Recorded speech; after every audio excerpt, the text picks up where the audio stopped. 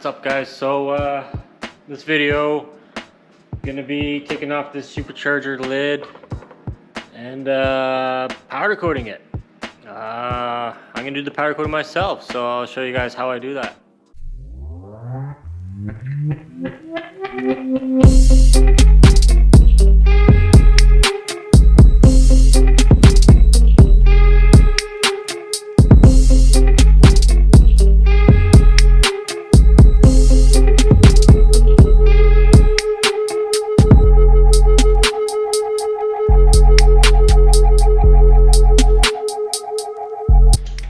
Crack them all with a 10 mil first.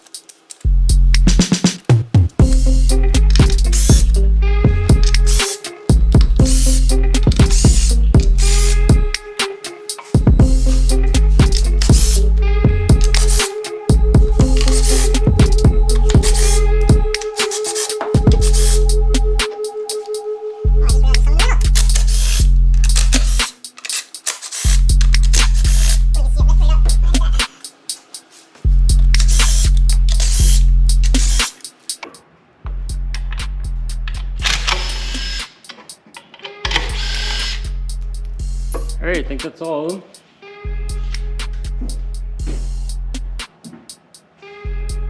Let's see what we got. Oh yeah.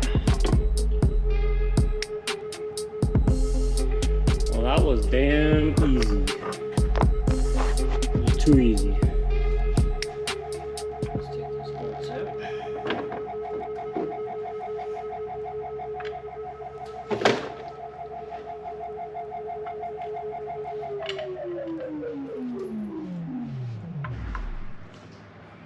Alright, so here is under the supercharger lid.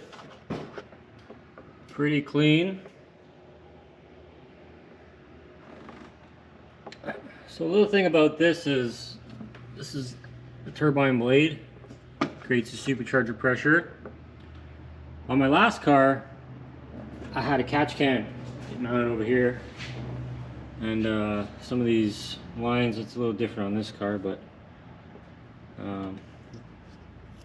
I don't know exactly which ones they are, but like just to catch blow by and stuff, and then instead of putting it back into your intake, it was catching in oil. So every oil change, I had a good like inch of oil in this catch can. But I was reading some posts and people were saying that they were having issues with the catch can catching the oil, and the guy put the catch can back on and then did a major engine overhaul and took out his valves, and his valves were still pretty clean. So yeah, I think I'm gonna leave this one stock how it is, how GM designed it. I'm not gonna put a catch can, and I figured, you know, maybe a little bit of that blow by will come in this area and maybe a little bit underneath or whatever, and lubricate what's needed. Don't want to screw anything up.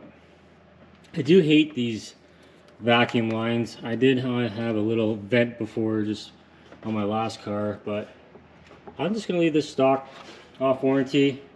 I'll definitely be putting a smaller supercharger pulley, make some more power. I heard you can do like a good reliable 750 wheel horsepower out of these cars, just by changing your pulley, exhaust, intake, and obviously a dyno tune. Yeah. So over here on the bench, we got the lid off, and supposedly this is the plate that prevents supercharger noise. You see on the other side, there's nothing there, and on this side, yeah, I don't know, maybe we'll do some, we got some weight savings here too, guys. Wow, take off the plate.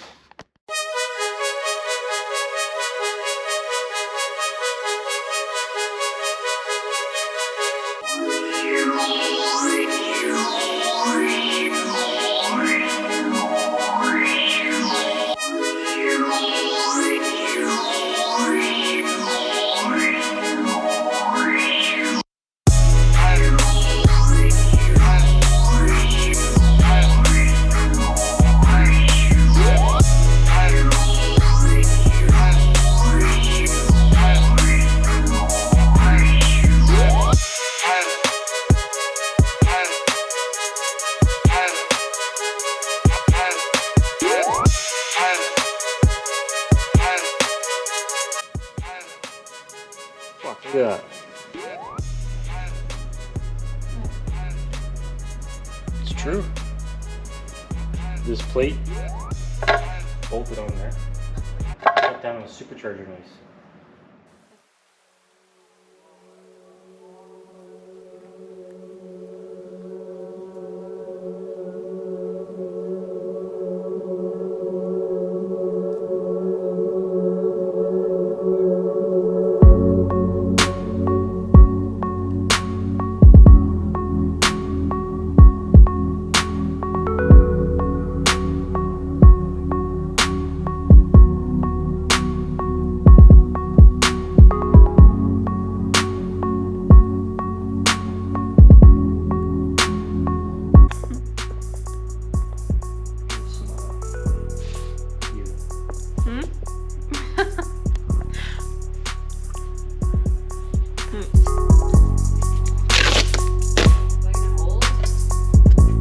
This is just for sandblasting. It's okay if sand gets in, I just blow it out. I just want to protect these nice machine surfaces.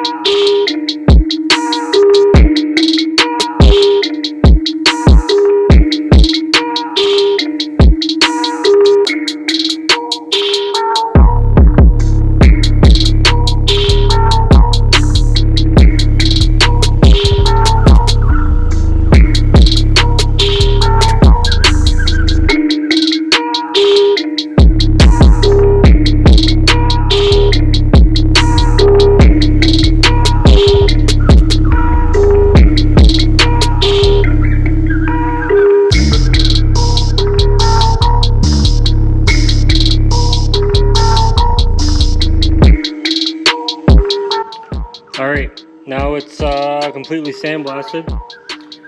I want to leave this area that was machine face before kind of a brushed aluminum look.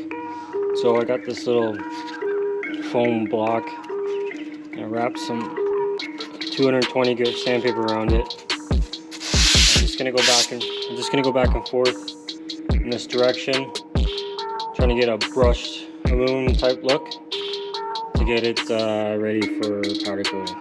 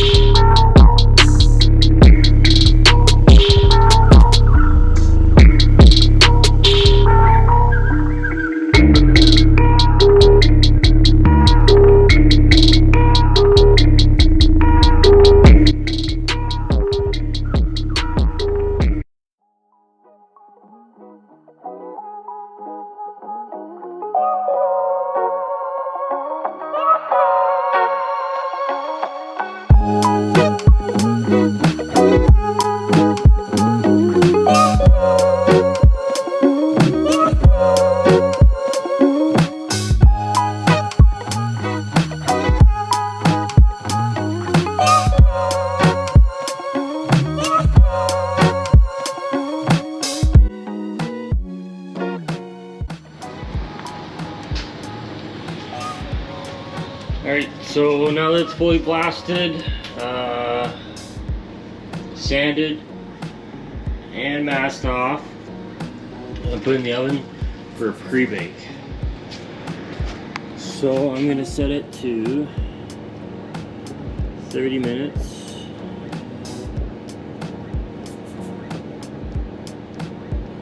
And 400 degrees Fahrenheit.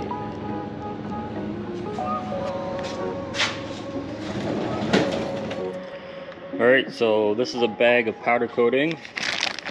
This is the color. It's pretty similar to baby powder. I'd say it's a little bit more coarse. So this is a silver. I'm gonna be doing it silver. Maybe.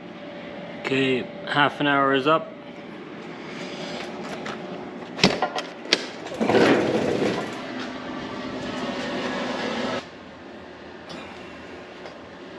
I'm just going to let it hang, let it cool down to room temperature to spray the powder coating. Alright, so now that this is cooled down, still a little warm. I like to keep it a little warm. It helps the static charge a little better. I got the powder loaded in my gun.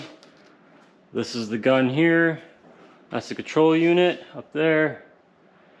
It's pretty much a little burst of air comes into this cup, which then pushes the powder through this line, and this gun is statically charged on the end, and the voltage is adjustable up to about 100 kV. I'm going to spray on this coat.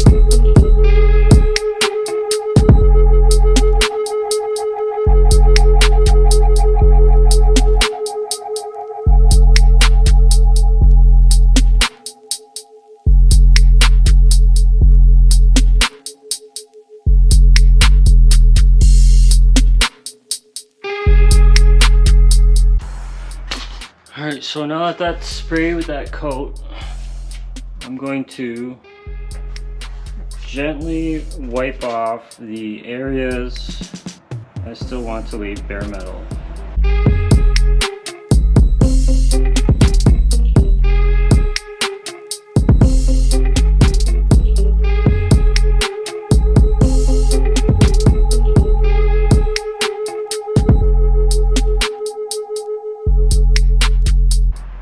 Alright, so that's ready to bake. Put it in the oven.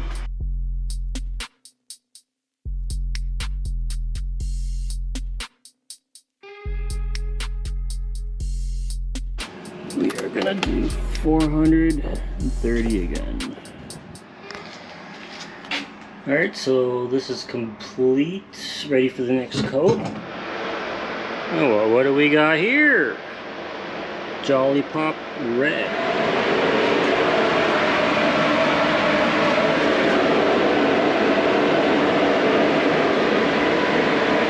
Perfect, perfect, perfect.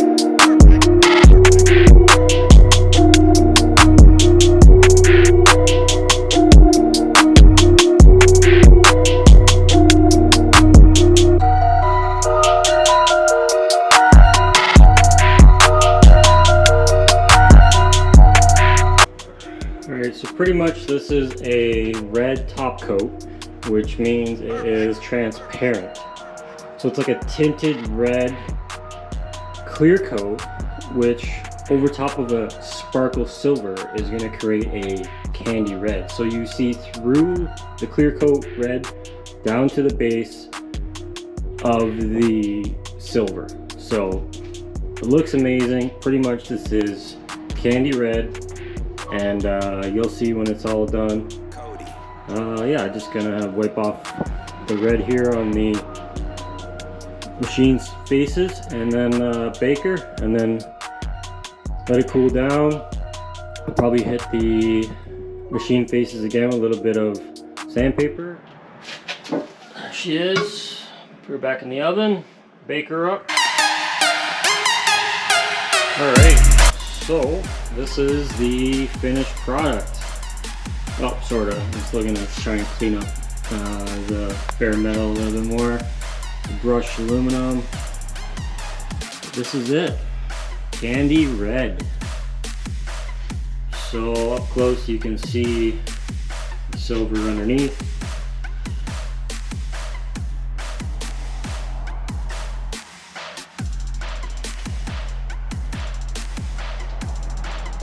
Just gonna let it cool down a bit. Hit this with some sandpaper. Reinstall it. Pretty happy with the color. I didn't want, you know, like a bright red, kind of like the calipers. I kind of like the darker red of this. And then when the sun hits it, man, it just pops. Or if the light hits it, it is beautiful.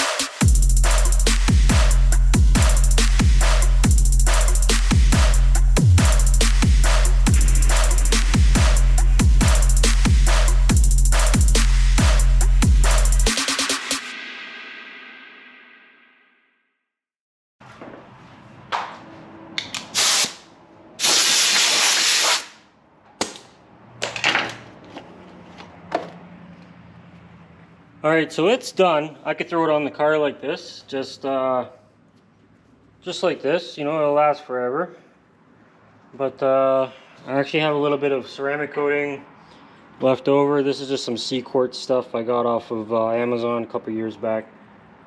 I still have an applicator pad here, so I'm going to ceramic coat it, and hopefully that will cut down on the dust and the dirt over time. You know, this is still a raw aluminum that is porous, so dirt and debris and oils can seep into that, and with a coat of ceramic coating in there, it'll seep into the pores of the aluminum and create kind of like a clear coat effect.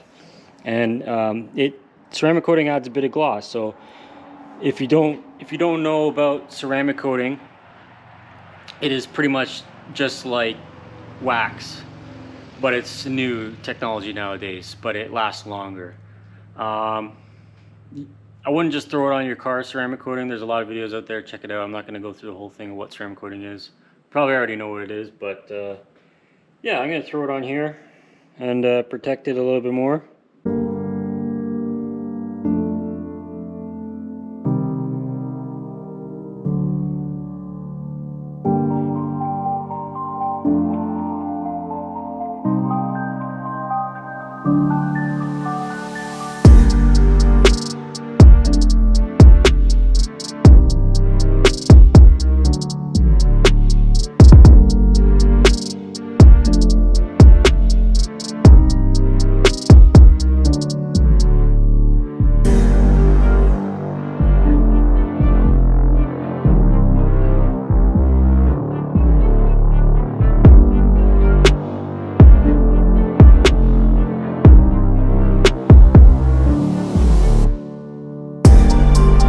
protected.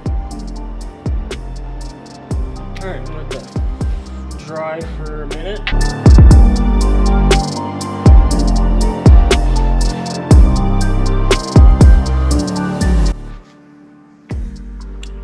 All right, so there we go. It is ready to go on the car. Powder coated, ceramic coated. Remove this plate, which is pretty much just a piece of metal with rubber on it to cut down on supercharger whining noise. So this is a pretty good, decent mod. While I was taking that plate off, might as well powder coat it if I have the means. Be a little different, look better when I pop the hood. I'll enjoy it, I like it. Toss this on the car now.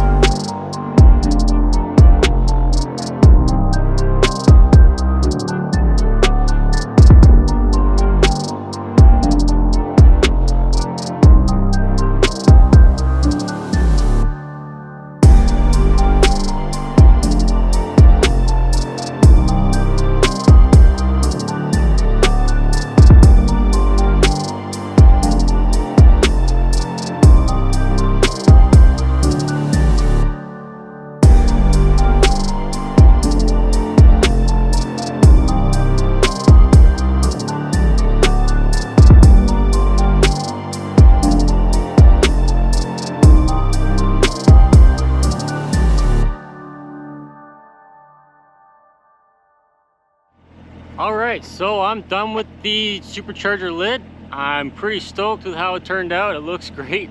Let me show you guys. I parked this way on purpose so that way the sun can bounce off that candy red. Oh yeah, look at that. Looking fresh.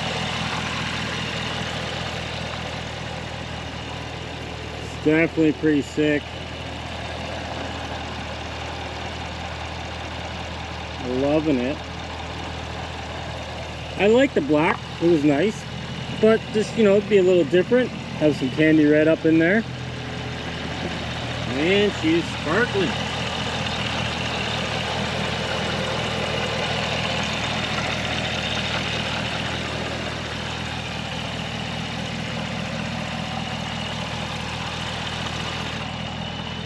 So yeah, that's it for now for this video. I'm leaving it pretty much stock like this. Probably next thing you'll see me do is, I'm not too sure I'm going to film it, but I want to polish it and maybe ceramic coat it. The car is just, you know, bare paint right now. I just have a quick detailer spray on it. It'd be real nice to ceramic coat it. It would be real nice to do some paint film protection up front. I've heard a lot of people say that it chips easily. I never had that issue with my SS1LE. And the paint film protection costs more than repainting this car, but then the tones might not match, so it might be a good investment. Yeah, that's it, guys. I'll catch you on the next one. Please subscribe. I'll be doing some track days with this car next year. Maybe taking it down to the States if I'm allowed to cross the border. Yeah, stay tuned, guys.